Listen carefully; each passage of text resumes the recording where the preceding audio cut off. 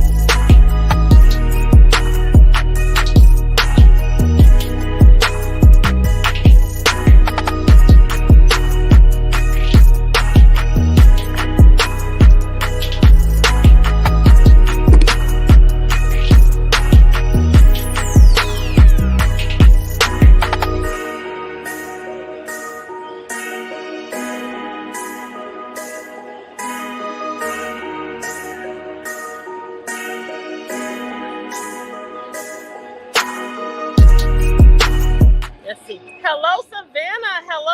Hello, Savannah. And welcome to another edition of Kandily Kesha. I am coming to you live from the Savannah Trade and Convention Center on Hutchinson Island. It has been an amazing week here at the state level conference, Georgia Municipal Association. And I have with me, as always, when we come to these conferences, I like to introduce you to people from across the state. And when we're at the National League of Cities across the United States. So tonight I am joined by Mr. Nathaniel Colliers from Washington. Yes. Have you ever heard of Washington, Georgia? There is a Washington, Georgia. First city named after George Washington. The first city named after George Washington. I want you to just take a seat, Nate, and tell us a little bit more about Washington, Georgia. Tell us how long you have been in council, your city population. What are you working on? What do you guys do well? What can you do better? And what is in store for the future for you? Okay. Hello, everyone. I'm Nathaniel Colliers, Senior from Washington, Georgia. We as a city of population of about 5,000 in the city and about 5 in the county. I've been with the city council about 20 years now. Got 2 more years to go before I go for re-election or whatever. But we're working on a lot of stuff in Washington. We're trying to bridge the gap. As you know, trying to work together. We have three city councilmen white, 3 city councilmen black, and the mayor, which is white. We are 68% minority in the city. And like I said, my fellow councilman, Maestro Mahoney, is running for running for mayor, so we're supporting him this year to get the mayor seat. He's a city councilman, been there for about 10 years now, and we're here in beautiful Savannah, Georgia, at our usual conference every year. Glad to be here. Glad to be with Kesha and also Alicia. We're supporting them 1,000% in the election of Kesha for mayor and Alicia for Alderwoman. So please get out and vote. Make this change for a better place. What's going on in Washington, Georgia is we're trying to merge back, get our police department back. Other than that, we're doing real good. Well, thank you so much, Nate. Listen, thank you for having me. When I met you, Nate, I met you at a time when we both were kind of going through some challenges on council. Yes. And you seem to have overcome yours. I think I have overcome mine. And as I chart my course to become the 68th mayor of the city of Savannah. Yes. And we're supporting you 1,000%. Well, thank you so much, sir. We really appreciate you. Thank you. And keep doing what you're doing, sir. Absolutely. You you too. Thank you so Thank much. you. Absolutely. Yes. Okay, I snagged another council person here, and I have Councilman Keith Turman from the city of Royston. Royston. Where is that? We're actually in northeast Georgia. Yeah, we're located right between the city of Hartwell and Livonia. Between Hartwell and Livonia. Yes, that's correct. Okay, and what is your population size? The population of Royston is about 3,000 population. Okay, and how long have you been on council? Listen, I've been on council 21 years, served as council. Wow. 23 total. I'm in my second term as actually mayor for Royston. Okay, what are some of what's good happening in Royston? What have you Well, we'd like you to come to Royston, and we have. We just built a new amphitheater. We have an amphitheater where we're going to have concerts out. We have a 44-acre wellness park. It's got a lot of activities. It's got walking trails. It's got disc golf there. It's got a lot of activities for the young and old alike. So we got a lot of things going on. Okay, and so are there any issues that you guys are facing or any challenges that you have? Listen, I think our city is unique just like everybody else. We're having a lot of issues with blight properties.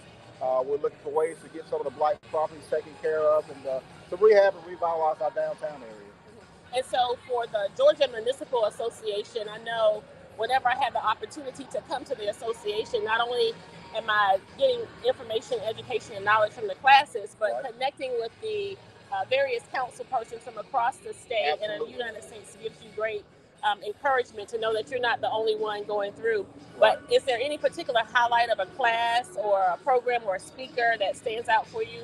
Well, I've been here, like I said, for 23 years now. I've taken probably 400 hours of training classes. Wow. And the one I just taken this past week was Taxation 101 and Employment Benefits 101. So just find out what the retirement benefits are for our city, what the investment is long term. So every class that I take is always going to be educational. It always gives an opportunity to take what I learned from here and take it back to my city and make my city better. Well, I know that the Georgia Municipal Association focuses a lot on our pension and our pension plans. And I know we have our retirees here in Savannah who have approached us because they think that we can do better by them and they want us to increase the return that they're currently receiving. So I'm sure that communities across the state are facing those same requests. Well, they are, but the problem with that is it's taxpayers' money. You have to be good stewards of taxpayers' funds. And so just because the employees want the request, we want to make sure we take care of our employees because they are our biggest investment. But at the same time, we got to make sure that we can do this long term. And the retirement benefit is not just one you do today, it's going to be forever. Right. So you got to be able to make sure you do it and make it affordable. It might sound good today, but you have to depend on everything with the markets where your money is actually invested in to make sure you're going to have the long range that it can meet your retirement needs for the employees. And we know we have had some very volatile times where our finances are concerned. What is your population size? 3,000. 3,000. Okay, okay. So you guys have like a family in your community. Pretty much, yeah. Everybody knows everybody. Yeah. Well, good. Well, thank you so much for stopping by. It was good to connect with you. Likewise. And I hope that you've enjoyed something or you had an opportunity to enjoy Savannah a little bit. I just met you. Oh, awesome. Thank you. Take care. Maceo, you up next, sir. Hello, Savannah. Hello, Savannah. I'm here again, coming to you from the Georgia Municipal Association Conference. This is the annual summer conference for Georgia Municipal Association. There are over 600 cities in this state, and almost all of them are member cities of the Georgia Municipal Association. This gives us an opportunity to come and address, as well as focus on, learn, and garner information on a myriad of topics and issues from homelessness to crime, taxes, zoning, you name it. We are exposed to all of those elements, and it's always wonderful to get all of that information. Sometimes I feel like we know a little bit too much because when we come back after coming from here, we have an expectation to put into practice what it is that we have learned. And sometimes we're challenged in doing that. And so with that, we want to continually put ourselves in position to learn, but also to meet others around the state. As I stated previously, it's helpful and encouraging to know that you are not the only one who is facing the various issues that we often have as council members. And so I'm going to snag a couple other people. I have Mr. Maceo, who is also from Washington, Georgia.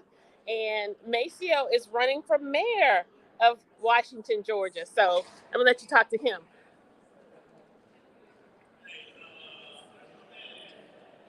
Yep.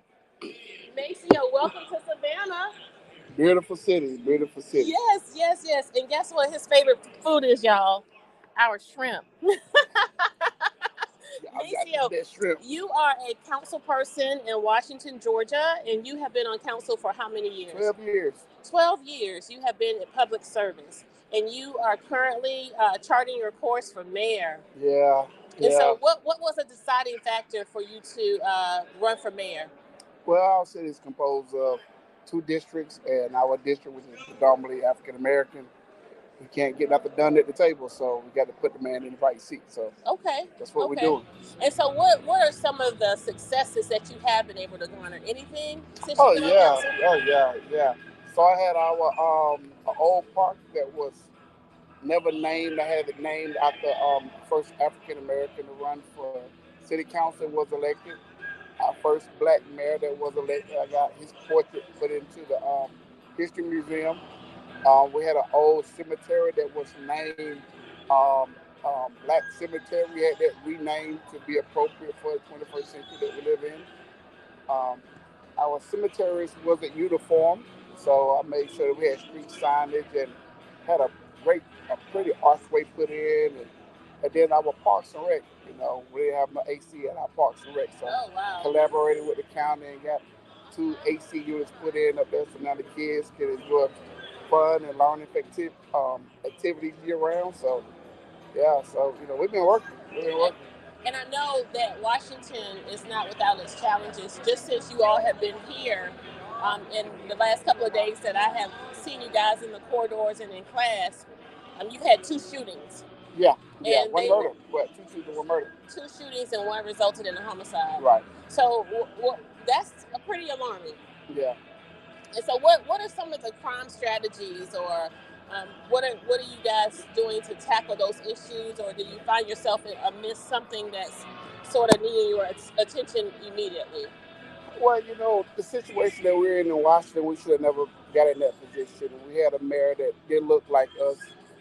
Mother got pulled over in a DUI. She got DUI going through the stop, and in 3 months, they disbanded the whole police department. Oh my goodness. Yeah, and so it left my district, which is predominantly African American, without any coverage. And anytime you got poverty, you're gonna have crime. So where we did have a police department, it was a sense of presence, and it was not more like harassment, but more of community policing. I seen a presence there, and since we haven't had that, our young people, when they're not being taught conflict resolutions in the school system, it's kind of hard for them to deal with the everyday challenges that they're dealing with now. So we have a lot of gangs, we have gang issues, we have gun violence issues. So there's a lot of things that we're actually dealing with. So hopefully, since the sheriff department now is doing the law enforcement in our city, hopefully we can foster a better working relationship to try to get this thing done. What's going on if you want to join? Not right now. Well, listen, but I wish you well in your endeavor. Yeah. As you chart your course to become mayor of Washington, Georgia, and I look forward to hearing some good things from you. When is the election? November. So guess what? You have to take this tagline back to Washington, Georgia when you talk to your constituents. I got you. Can you repeat after me? I got you. Remember in November. Remember in November. I got you. Okay. Best regards to you. Love you for it. Take care of yourself. All right, Steve. Bye-bye.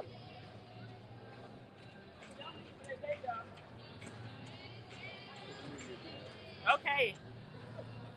I snagged another one, y'all. Listen, they had a summit, a symposium. We got this flyer. We heard about a symposium for Black male city council members. How do y'all leave us out? And so I guess this was the other day, But it seems to me like everybody's coming as a black man. Did you go to the Black Man Symposium? I did not. You were not invited? No, I got the message late. You got the message late? Uh-huh. But what do you know about that? What? Well, when I looked at it, I saw some.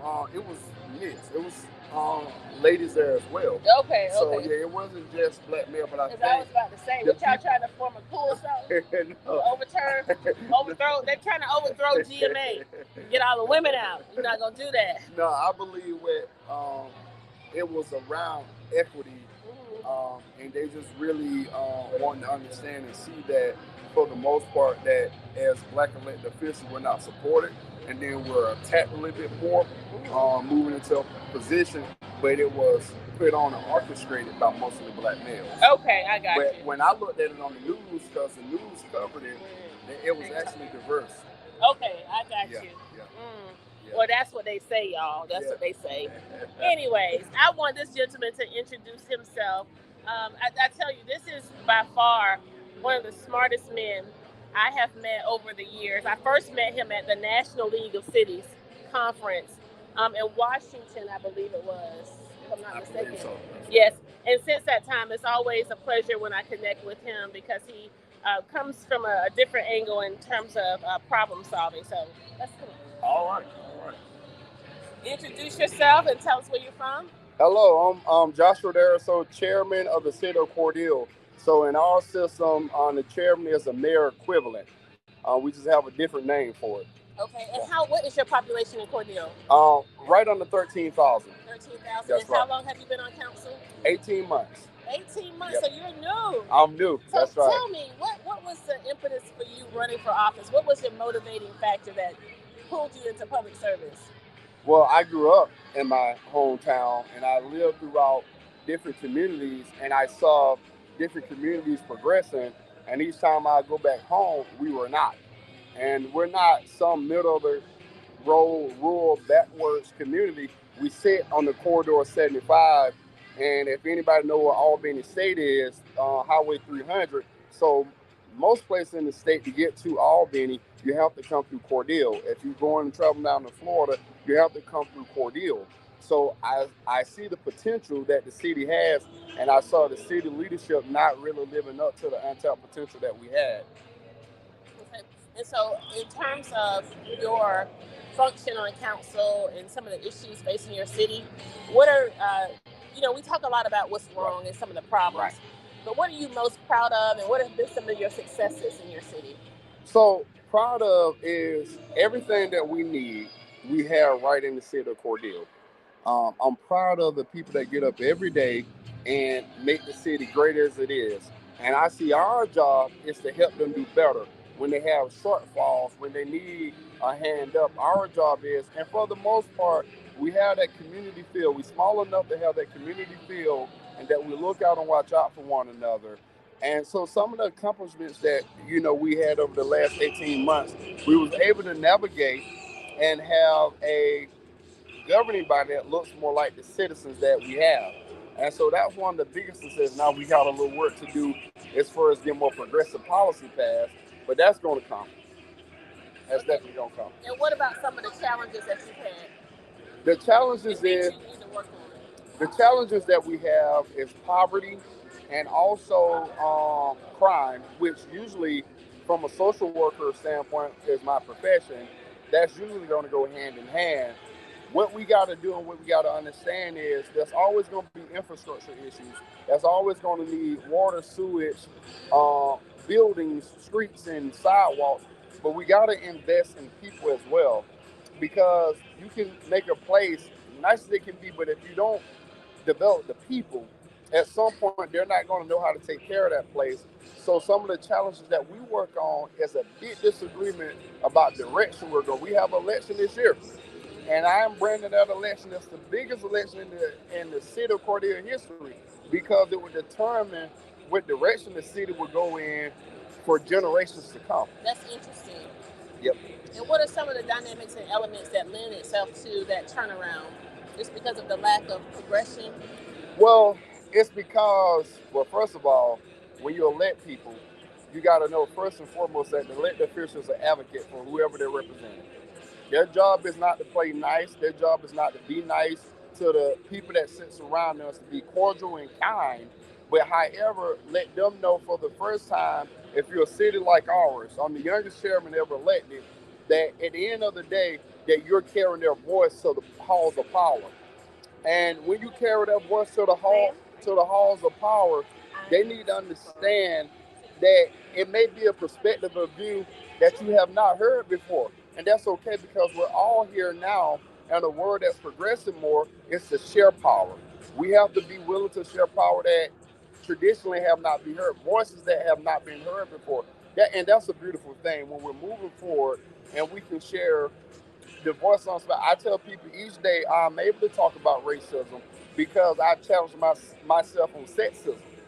I can't tap racism when I'm pushing off another. So what I try to do, if I'm the male in the room, even if it's my position to speak on things, and I have a subordinate that's a female under me, if they're going to say the same thing, I'm going to say I don't have to chime in as their supervisor and man up them. My job is to support them through that. So we have to understand, even with me, I face a lot of generational challenges and our ideas are different. And most of us because of our generation, but at the same time, there has to be room for diversity in age and race and sex and all of that things. And those different voices what makes democracy works and great, that we're not leaving the majority of people out. Well, thank you so much. Thank you, I love. appreciate Always, always. Thank you. Thank Yeah. you for always Thank you. being supportive. That's right. Always. And always having positive things to say. That's right. Take care. So listen, y'all, the GMA is not just for elected officials, it's also for staffers. And we have some clerks here. Our clerk is Mr. Mark Massey. Mr. Mark Massey is well known throughout the state of Georgia and beyond. And so he does a phenomenal job for us here in Savannah. But with me, I have Miss Lisa Johnson from Lake City. Is it Lake City? Lake Park, Georgia. I want her to just tell us a little bit about Lake Park, who she is, and how long she has been connected to their city government. Hi. Lisa, thank you so much for giving me a little bit of your time. So tell me, how long have you been connected to your local government? And tell us about Lake Park and where it is and what's your population size. I've been with Lake Park for only about a year. I've been in local government for 18. Oh, okay. 18. Lake Park is right outside Valdosta, south of Valdosta, right on the Florida line, and it's a friendly historical community. They put a lot of stock in the history that came before, because what came before us is important. It helps us know what our basis, what our foundation was, and it helps us remember what the values are going forward. I heard a little bit of Joshua's what are you saying, and I have to say I totally agree. I think that there are a lot of people out there this year that in recent years, that would have us at each other's throats over this thing, that thing, the other thing. But teamwork is where it all is. Working together, the way Americans work together, and the way we were intended to work together. And I think as long as we remember that and we do that, we will be strong. And listen, 17 years in local government, I would imagine you have seen it all. I've seen quite a bit. And so in this role as clerk, I know our clerk in our clerk's office and his staff, they juggle an enormous amount of work. We do. And the attention to detail, I always find fascinating. And I would get fired on the first day. I would get fired on the first day and wouldn't be given 90 days. The enormous amount of work that you juggle and how accurate you have to be. And there's very little margin for error. It is a calling. To be a city clerk is a calling. You have to have a passion for it to be able to do it well. Because you're right, there's a lot of detail. Our primary function is to record history. Right. Future generations will look at what we are recording and what we are preserving, and they will know what we did, why we did it, how we did it, and what the result was. And that will help them, in turn, make their decisions if they have the same problem again. That's exactly right. Spanish flu, COVID. Early on they said the closest thing we've ever seen to it is Spanish flu. we learned a lot from what they were able to keep from Spanish flu. Fresh air and sunshine reduces it. You've got to keep this, and that made a difference. I think it helped us a lot. But I think mostly what we learn is we have to keep working together. We have to not let others separate us, divide us, and we have to remember where we came from in that spirit of unity. Remembering where we came from. That is so Remembering key. where we came from. That's right. And taking pride in where we came from. We may have suffered through difficulties, but I think rather than focus on those difficulties, we need to focus on the fact that we came through it. And it took strength, and it took incredible strength of character to come through it. We need to remember that. We need to not forget that. That's interesting. Thank you for pointing that out. Now tell me, do you know Mark Massey, our clerk here in Savannah? I do. Mark is great. Listen, he is the coolest guy He is. I know. And his job is so hard because we have what I consider an off-the-chain council. It gets quite challenging sometimes, and he really does a great job. He does do a great job, and he is. We have a listserv, and it's interesting that you mentioned listserv. Mark is he answers questions frequently.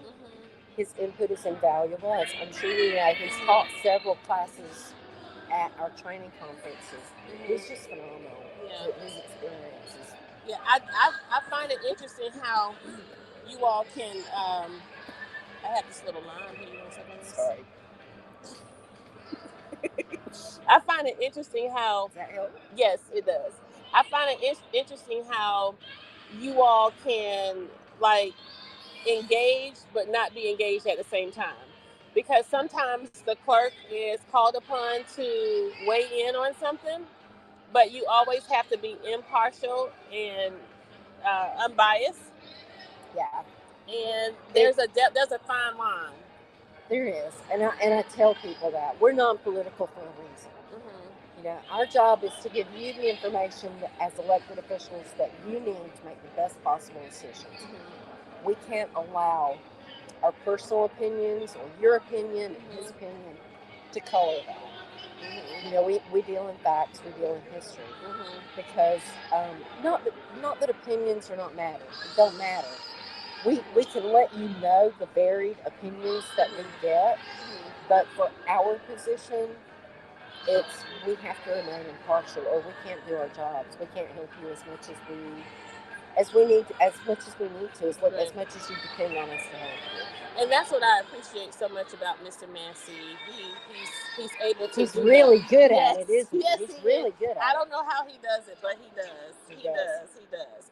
Well, listen, Lisa, thank you so much for stopping by, and I trust that our paths will cross again.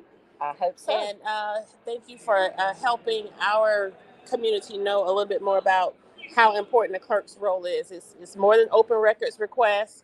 Yeah. It's more than putting our agendas together. It is. We kind of serve as the bridge. Yes. You know, our departments serve as the bridge between the public and the council and various other departments. We're the ones that get it all. And we pass that on, and we have to do that impartially.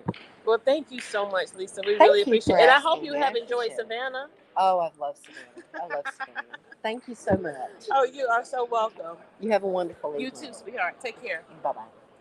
Thank you for the line. Oh, I'm going to remember that. Yes. Okay, Savannah. People are being slow to come out for obvious reasons. As you can hear the music in the background. Tonight is the night of what you would consider a closing reception. So folks are in there enjoying the good food from Be Local, Lady and Sons, Too Smart Cookies. Who else did we have in there? I think they had somebody from Thunderbolt or Tybee in there. They have poker, they have pool, they have a lot of activities for people and their families as well. A lot of people are shy to come on the camera, so they've been denying me, but let me see if I can snag this lady right here.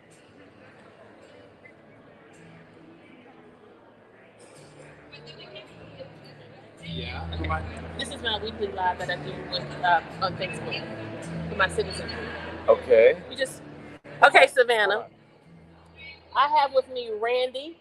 Randy is with the Georgia Municipal Association. Randy, have a seat and just tell people who you are, what you do for GMA.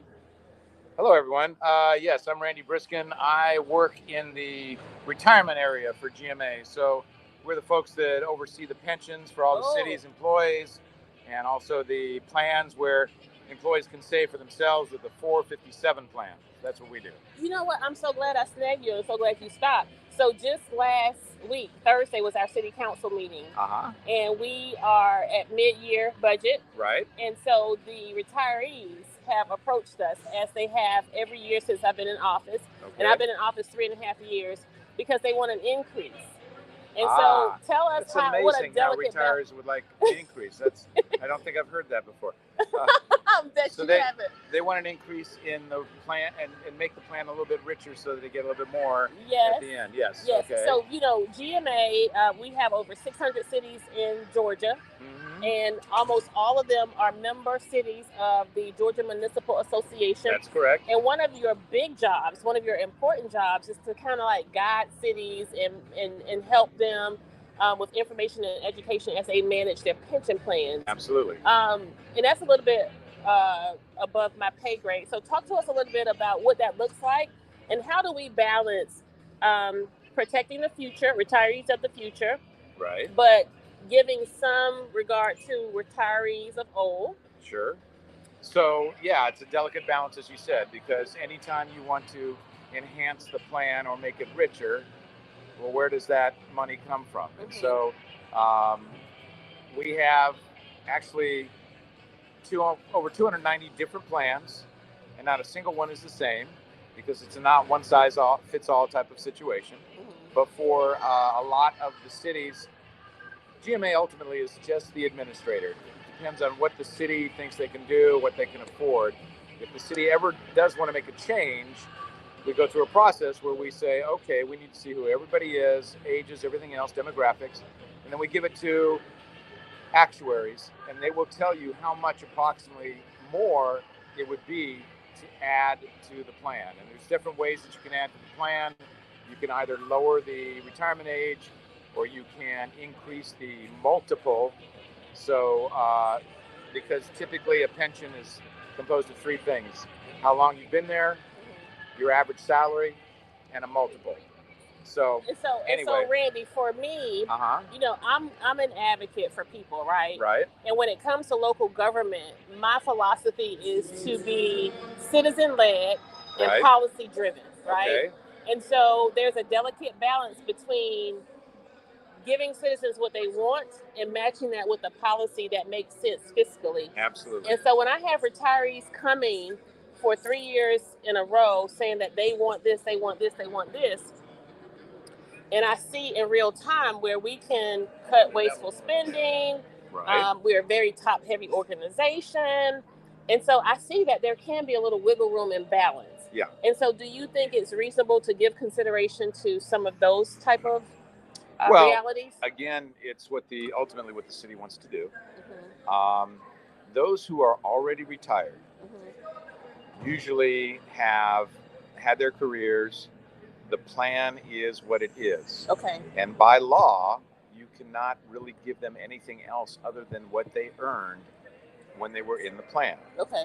Having said that, some cities will, on occasion, do a one-time cost of living bump up, or they might incorporate a cost of living adjustment in their plan. But typically, you cannot offer that, unfortunately, to those who've already retired. Because the way the plans are, and legally it's very straightforward, what they earned during the time they were there, during the plan as it was created, is what they get.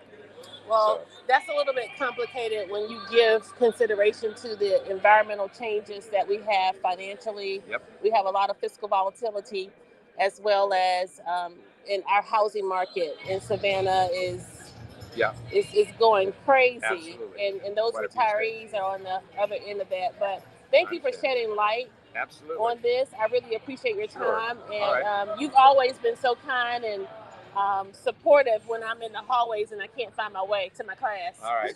Well, at least I did one thing right this weekend. All right. Thank you so Sure much. thing. Bye. Take care. Thank you so much.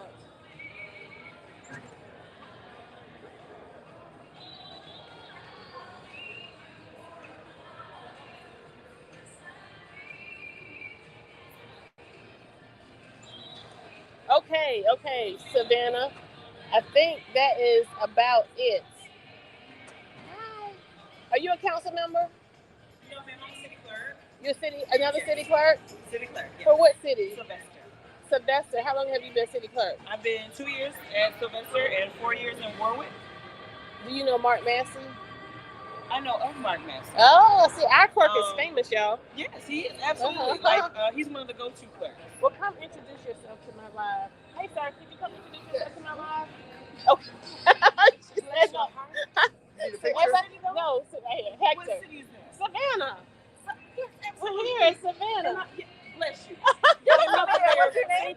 Everybody's not as brave, y'all.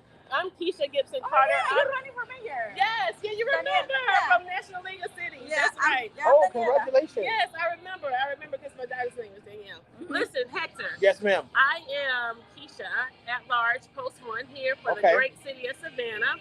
And we're at GMA. Yes, we are. This is the most coveted summer conference. It is. Wait, it doesn't get better than this, right? No, not really, no. So, I've enjoyed myself a lot. I bet you have. So I have one more class tomorrow.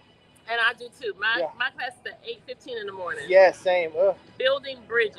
I am at my class. Current Issues, Understanding Funding and Fighting Homelessness. Okay, awesome. So I attended the Homelessness in Georgia workshop today, and I didn't walk away with too much more than what I already know, but I think we just need to But you're doing a lot of stuff in here, though, Savannah, because I took a tour, and I got to see your tiny homes for veterans, and then the big establishment where you have that whole housing project that has a whole bunch of homes, and they it doesn't even look like a like an affordable housing space. It's like really nice. It's like at a park. I took a whole bunch of pictures. They have a really nice park. They have brick homes everywhere. I don't know what they are. Oh, but it was a partnership between the Mercy Sisters and then yes. different funders. But it was like a collaboration of a whole bunch of people, which was very exciting. Yes, we have a handful of. You want me to get you a chair? No, because you're going to talk and I'm just going to answer questions. So you are with the city of Forest Park. Yes. How long have you been on council? Since 2020. Since 2020. So we came into office together. Yes. And so what was the motivating factor for you running for local office? My motivating factor was just I felt that my council member, rest in peace, she passed away. She I didn't feel like she was representing the whole community, and then I felt like the power that the elected had, they weren't using it, developing community programs. I didn't feel the representation either as like a Hispanic person in a city that has 1/3 of Latinos. So. Oh wow. So that, and then just wanted, honestly, I got motivated. I went to a conference and I wanted to run for the school board because I was a teacher then. But then the election wasn't in 4 years, so I ran for city council. So are you balancing teaching with serving on city council? So now I actually work for the district itself, finding resources for my schools. So yes, it was hard. I'm gonna be honest with you. When I was teaching, because some stuff like especially GMA trainings happen all during the day. Yeah. So I could never make those, and I was advocating for those. But then the pandemic hit, and a lot of stuff went online. So I got to learn that way. Deep in. But it was hard. But it was I don't know. I love teaching, so it was never a hassle. Some of the meetings are a hassle at times because of the people that sometimes I have to deal with. But I give everybody the benefit of the doubt, and I assume the best intent always. So. Gotcha. Now tell me this: your population size for Hispanics is one third of your population. Yes. What is your total population? 20,000. 20,000. Yeah, a little bit less than 20. Yeah. And what are some of the main? I always like to start off with successes and things you're proud of because we always talk about problems and challenges. Yes. But what are you proud of? What have you been able to accomplish? I would what are some of your successes? I would say I was able to establish a youth committee.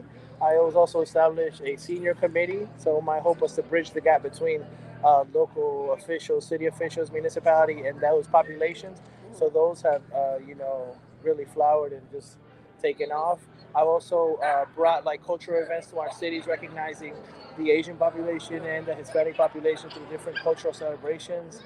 Um, I got C-Clicks fixed from one of these meetings here, brought it to our city. Oh, Excited wow. about that. Awesome. And just always advocated for a better way, like a newsletter, marketing, just a whole bunch of just different little innovative things that I think help.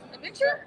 Yeah, but I guess that and just more accessibility to the people and just advocating more for our schools too. I think the schools are the heart of the community. That's my opinion, but you know, yeah, everybody meets there, and I just wanted more representation. And what about some of the challenges? What have been some of the challenges you've had?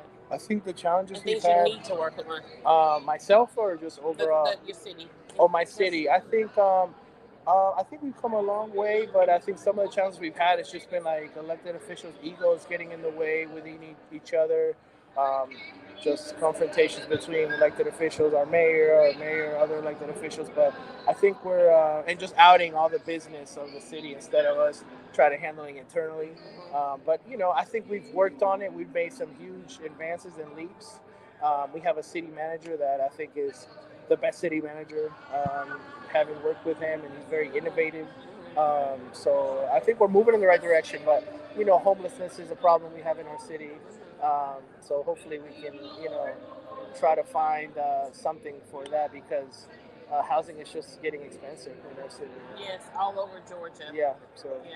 So we have a council manager form of government, which translates to a weak mayor. Yep. Same. And okay. So tell me this: if you wanted to introduce, present, or acknowledge a piece of legislation, an idea, or something to become an ordinance, how do you get something on the agenda? How does that legislative process start for your council? So we just bring it up to the city manager and he puts it on there.